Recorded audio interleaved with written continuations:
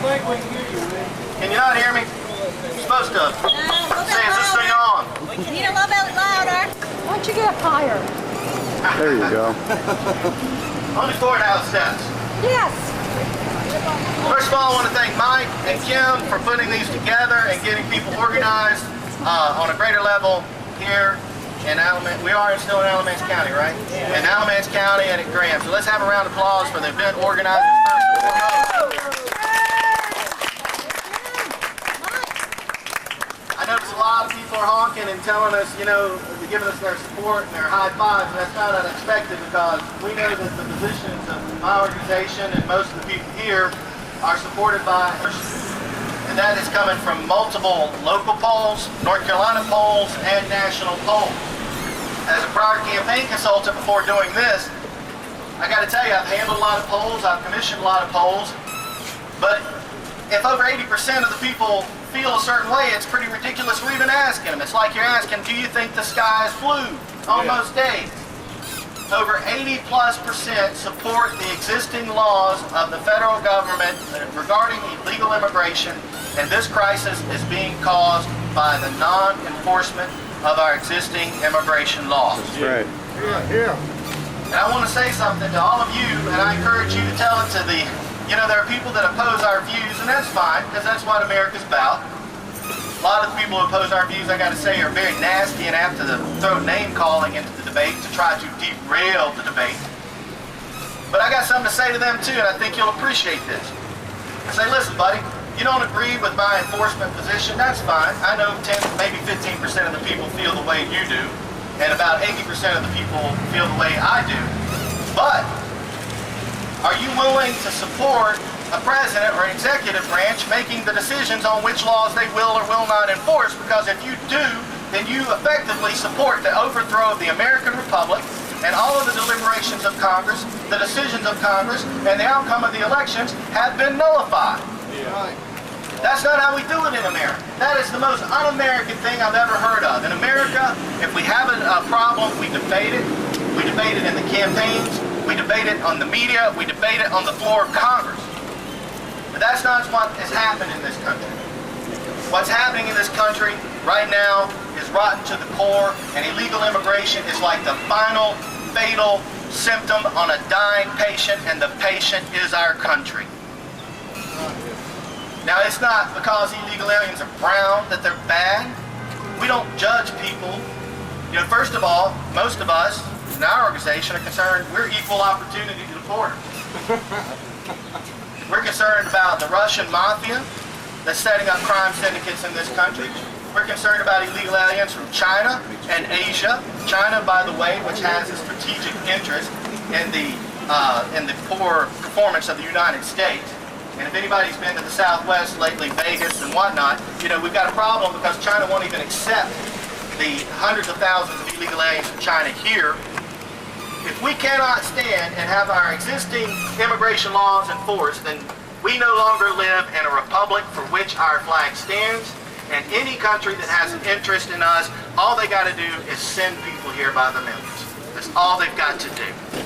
And I tell you this, I'm considered a younger man, I'm 38 years old, but I know this from the people who raised me, and that is that no prior generation of Americans would have ever put up with this happening. Not going to use the word I'd like to because I have some younger people with me. But I think many of you can fill in the blank with the word I would have inserted there. It starts with bull. No one would ever put up with this bull, and this country would not be here, and this country would not be the most prosperous and advanced civilization in human history if our forebears had put up with this type of lawless and anarchy that's going on. Now, I understand Kim started this because he's a small or medium business owner, and he's taking the hits because his competition is cheap. Now, this shouldn't surprise any American because we all learned when we were kids, whether we were playing a game in the schoolyard or playing a card game or playing Monopoly, if the other side cheats, what happens to you? You lose. If the other side cheats, you lose. And the good people in this country, the taxpayers in this country, the people who are still grounded in reality in this country are losing. And so the message needs to be to the cheaters. And by cheaters, I mean the illegal aliens.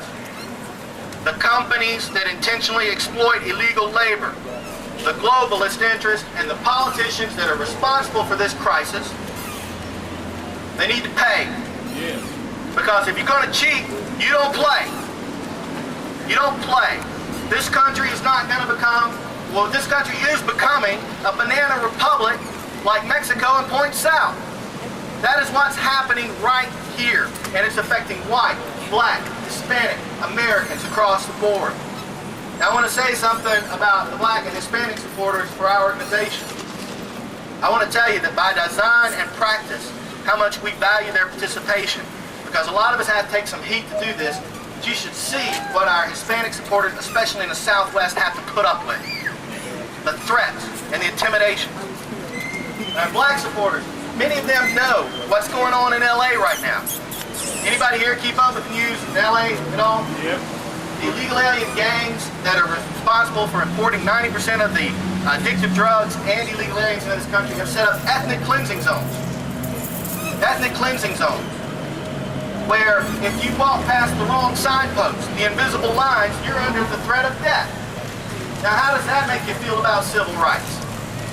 When all of a sudden, after centuries or decades of civil rights progress in this country, we now have ethnic cleansing zones. So we need to reach out to black Americans. The polling data is showing that over 85% of the white community, over 65% of the black community, and over 55% of the legal, law-abiding American Hispanics stand with us. They stand with us. And I tell you something. There are no atheists in foxholes, and it's going to take every American we can get us out of this hole that we are in, and we welcome anybody that stands with us in a non-violent, non-racist way. Now, I want to introduce somebody. I called her a refugee earlier. She started to look at me a little bit. She's from Arizona, and met a lot of people from California here in North Carolina that have come here over the last 5 or 10 years. And I joke about it, it's not very funny, but we call them California refugees. You want to talk to somebody that's angry, talk to a legal immigrant, which we get to represent. Talk to somebody who paid the dues, went through the health care checks, which are very important if you're coming to Guatemala, which has a tuberculosis rate 67 times that of the U.S. The criminal background checks, learned how to speak English. Legal immigrants are very angry. But so are Americans that have fled the Southwest because of the negative impacts of illegal immigration. I got to tell you, our opposition wants to argue with us about is illegal immigration all that bad? You know the answer to that question? Yeah. So does about everybody else in this country. Illegal immigration is bad, and I